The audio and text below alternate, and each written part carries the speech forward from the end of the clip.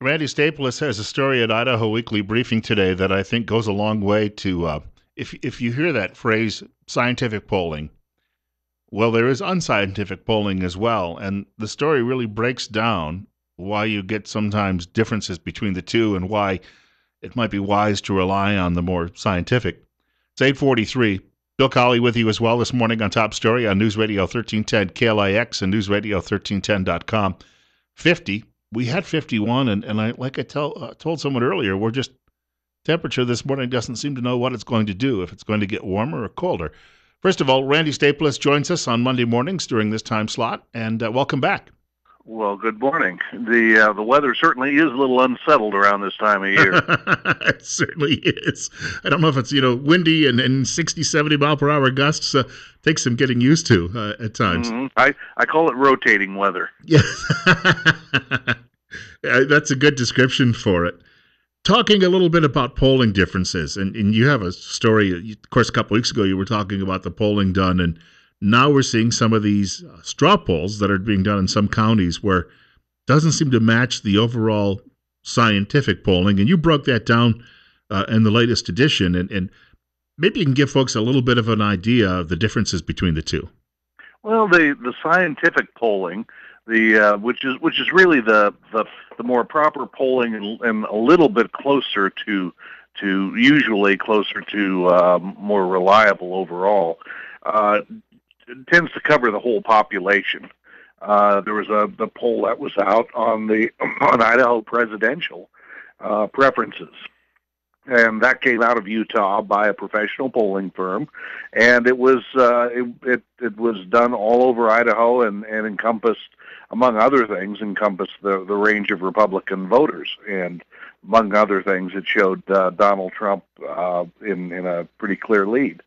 Then there were a couple of Republican Party straw polls that were done as well in Bannock County and Jefferson County, and those showed very different results. Trump did not do nearly as well, and others, Ben Carson, Ted Cruz, and a few others did somewhat better. And so you kind of wonder whether, even bearing in mind that the straw polls were just covering a smaller geographic area, might there be some kind of clash between the polls?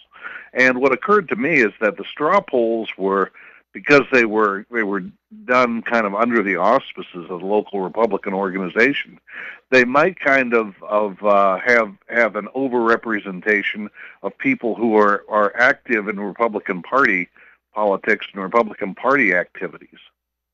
So that would be kind of a different kind of group than the population overall. Having said that, when you look at people who vote in primaries or for that matter vote in caucuses, you do tend to get kind of an overrepresentation of people who are in the parties, and so maybe that's not all that far off. Years ago, when I worked at the newspaper in Pocatello, we would do what was called grocery store polls, which were straw polls, kind of self-selecting. People would fill out just a short ballot and indicate which candidates they preferred. But the interesting thing was that they tended to be pretty close to accurate. They were as good as anything else that I saw for that time and that place within a short period of time before the election. So they have different ways and means, but that doesn't mean that I would automatically dismiss one over the other. I was going to say, it reminds me a little bit of when you see on a site like Drudge, after a debate last week, Drudge said, all right, who won? And people chime in. But clearly, you're going to get fans of a particular candidate who may overwhelm that system. But it doesn't really tell us, I think, it's not an overall snapshot of the electorate. You have to be very careful in how much weight you give it for exactly that kind of reason. If you have in theory, any of the candidates could try and overwhelm it. In practice, typically in a case like this, maybe one or two do. One or two make the effort. There are newspaper polls that various newspapers put out from time to time on their websites, and sometimes they're kind of interesting to see, but sometimes you can kind of get the whiff of of some interest or some side or another, doing a little bit of stuffing of the ballot box. So you have to be careful in how you view those. Yeah, Ron Paul's people used to be very good at that a few years ago. There are various, depending on where you are in the state and which particular poll you're looking at. You do need to be kind of careful about who it may be. In Spokane, they have a very their newspaper has a very active website that's very active in Idaho, and I try to keep an eye on how the people vote in that, because they almost always have a poll going, and the people do lots of people do vote on it. The numbers tend to be rather large, but sometimes they turn out to be kind of representative of whatever happens or whatever the vote is, and sometimes they don't.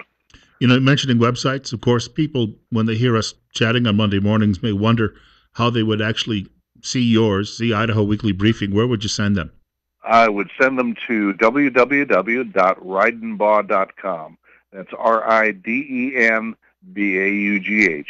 You have quite a lot of depth there this week about wildfire budgets. And, of course, you've got Congressman Simpson and a number of his fellow House members from the Northwest speaking about we may need to rethink how we budget for fighting fires after a couple of rough seasons, as well as there's a piece there, too, about Idaho having to pick up a large share of this tab, too, as well. So this is not going to be something we get away with lightly. Not very lightly at all, and it's to the point, and this shows how real the problem is in the area. This is something that has actually drawn out people from both parties in Congress working together in both chambers on the wildfire issue. Last week, Mike Simpson joined three other members of the House. The most easternmost of them was from Minnesota. The others were from western states, but that group of four was two Democrats, two Republicans. And in the Senate, Idaho Senators Crapo and Risch have gotten together with Oregon Senator Ron Wyden on pushing various wildfire solutions, and that's something that's really become a bipartisan matter. There aren't but so many of those around on kind of hot issues, but that one is, and it's so far outside of the region, it's been a little bit difficult to push. But the point of that these all these people across the region, across the western region, make is that there are simply better ways to handle it, better ways to organize the funding of some of this, maybe in some cases getting ahead of some of the fires a little bit better so the costs aren't run up quite so high. For Idaho, the costs could wind up, if we're not done with fires yet, it could be approaching $100 million. It isn't quite to that level yet, but it's quite high. All that talk about a surplus, we could see that money just evaporate overnight in a situation like this. Yeah, that's absolutely right. And I imagine that's where some of it will go. You have a story today at Idaho Weekly Briefing about schools now tracking bullying cases. And I remember growing up, most of the bullying I experienced would have happened on a school bus. But there's an effort underway now to kind of keep a tab on how often and how frequent this is happening, and I guess what schools are really doing about it.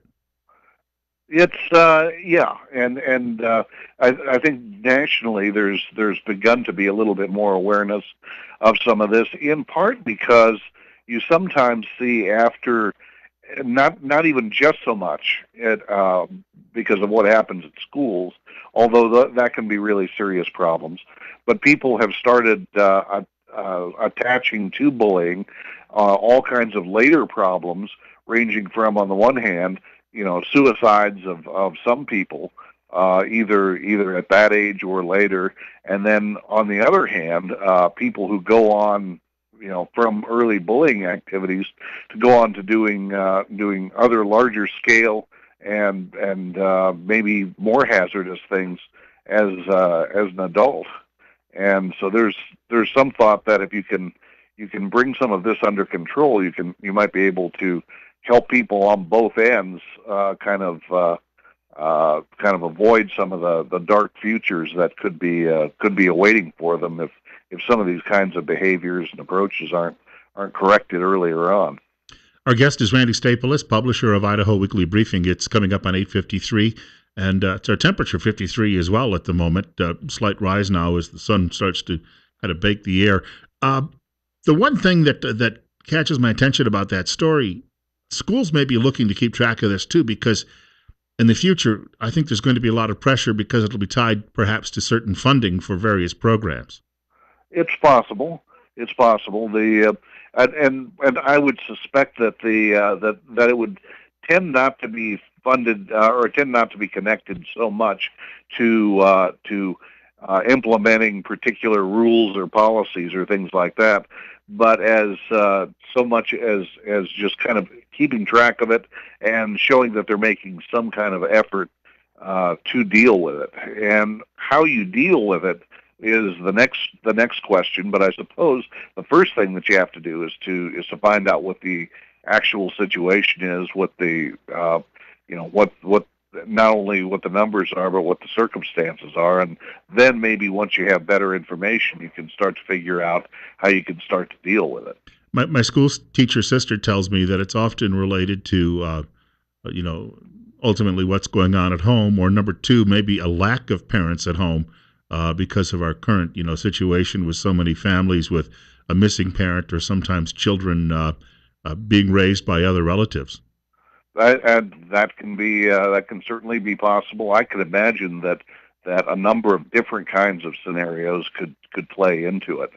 That you could have exactly those kinds of things going on, either on the bullying side or the victim side, either one, and that's an issue that probably, by way of trying to help people through the system and keep them from just falling by the wayside, that may be as much as something like a canary in the coal mine kind of situation, so that the bullying is not just seen as something that you're trying to correct in and of itself, but also as kind of an indicator of something else that's going on.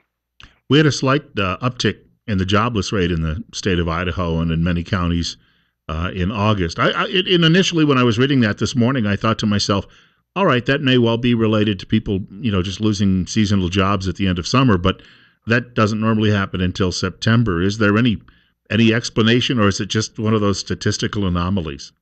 It's partly evidently is agricultural. There is a little bit of a job shift around the latter part of August in agriculture particularly, but there's a little bit of a job shift around that time.